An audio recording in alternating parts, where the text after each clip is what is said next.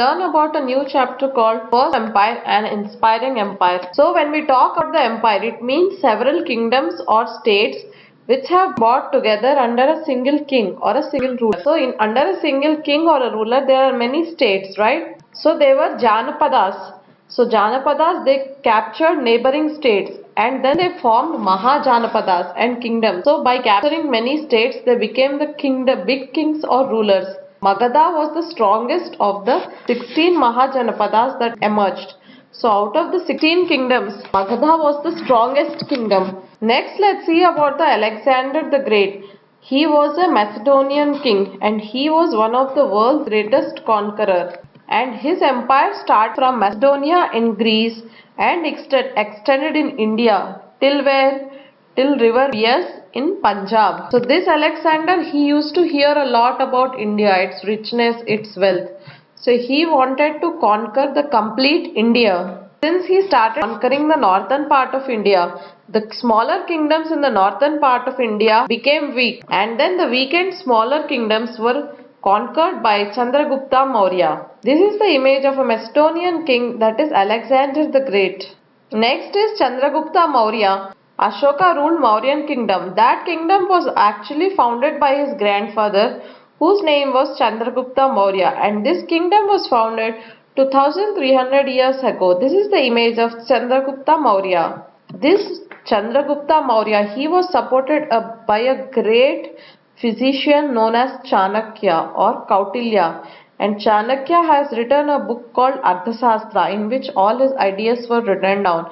This is the image of the physician Chanakya. So in the Chandragupta Maurya's empire, there were several cities, and the capitals of those empire cities were Pataliputra, Taxila and Ujjain.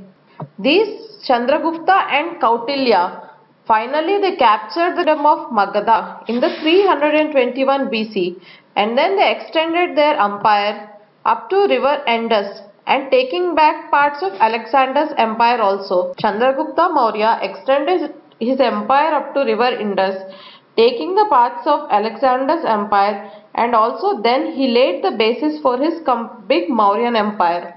There was a person named Megasthenes. He was a Greek ambassador and he stayed at the Chandragupta's court at Pataliputra city for several years.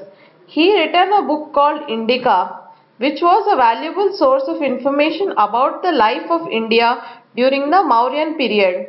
So this was the book called Indica. By the end of this Chandragupta Maurya's rule, the Magadha kingdom became a big empire, and it has stretched from Hindu Kush in the west to Bengal in the east and Himalayas in the north to Narmada in the central India. Next was Bindusara. Bindusara was the son of Chandragupta Maurya. He ruled from 297 to 203, and it is believed that he has conquered 16 states and he has extended the Mauryan empire very much greatly. Ashoka, a unique ruler. So the most famous Mauryan ruler was Ashoka. He was the first ruler who tried to take his message to the people through inscriptions, and these inscriptions were written in Prakrit language and were written in the Brahmi script. This is the image of Ashoka. Kalinga is the ancient name for coastal Orissa. Ashoka fought a war to conquer this Kalinga. Kalinga was a powerful kingdom because it was the center of trade and also pilgrimage. Earlier it was ruled by Nandas, gained independence. So Bindusara also tried to capture Kalinga but he couldn't. So for Ashoka, the possession of Kalinga was very important. So he fought a war. In this war, it was very much bloody and many thousands of soldiers and common people were killed.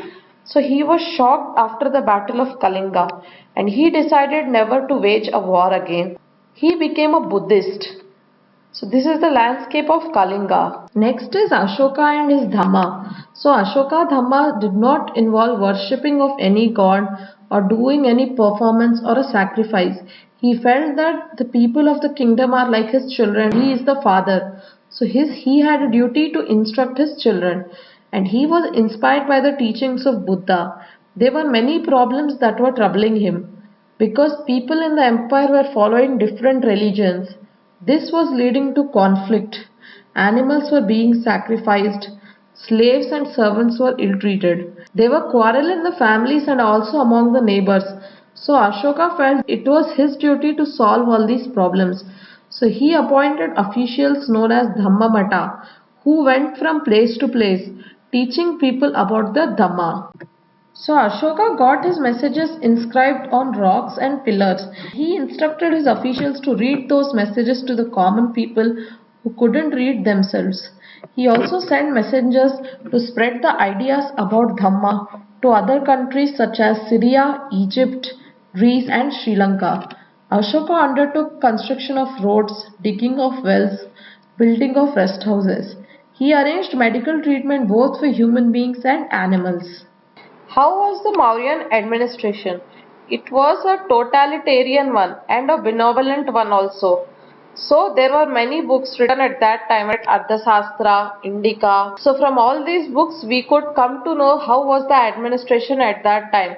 There were many officials who were known as Adhyaksha, Yuktas, Pradeshikas, Rajukas.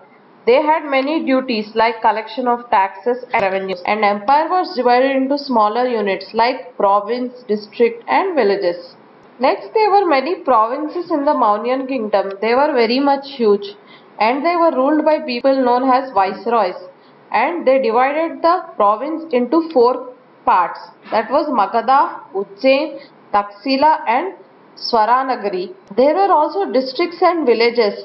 These districts and villages had administrative districts also. Provinces had administrative districts known as Janapadas. These Janapadas districts were ruled by officials known as Sthanikas, and this official consists of ruling of at least 5 to 10 villages together. Sthanikas were responsible for ruling 5 to 10 villages, and each village was held by an elder called Gramin. Village elders were also responsible for the day affairs of the village.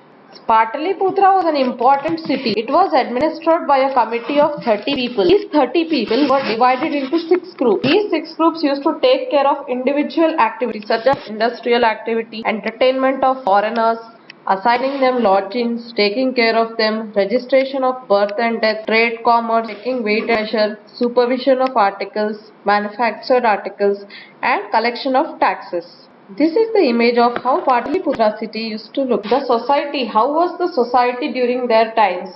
So Varna system was followed strictly. The Kautilya king prescribed different laws for different castes, and these laws always favored the upper caste people. And the main number of major group of people were farmers. They used to grow crops such as rice, wheat, barley, pulses, cotton and vegetables. And Mauryan state's main goal was to increase agricultural production. To increase agricultural production, they used to build dams and canals for the agricultural irrigation purpose. And one famous lake is Sudarshan Lake, which is situated at Girnar in Gujarat. And in addition to this, they were also concerned about the environment. So they used to lay fine to the people who used to damage the environment or who used to urinate near the water tanks or holy places. This is the image of Sudarshan Lake at Girnar district in Gujarat. These Mauryan people also gave a great importance to trade and industry. Agriculture was the main occupation. After that was trade and industry. And they also gave importance to road construction and safety. They also used to build a royal highways. They introduced a standard way of measuring the weights, and they had good ties with the Greek kingdom of Central Asia and Middle East. And what were the items of trade, items of business? They were textiles, wood, perfume, jewelry, precious stones and pots. And from Takshashila to Pataliputra, a big royal highway was built. This is the image of Takshashila empire. Coins were of great importance.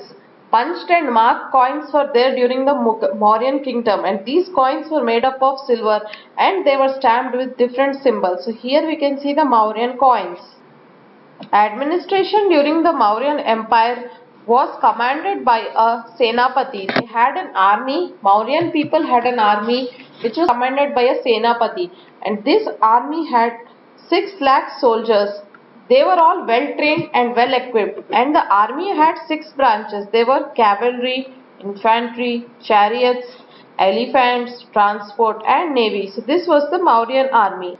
And when did this Mauryan Empire end? It ruled about for 37 years and then it continued for more 50 years also. After 50 years, empire started to break because the people have become less sufficient and financially also they became weak. They couldn't rule such a big empire. So after 50 years, the Sungas took over the Ashoka's Mauryan Empire and then was the end of the Mauryan Empire.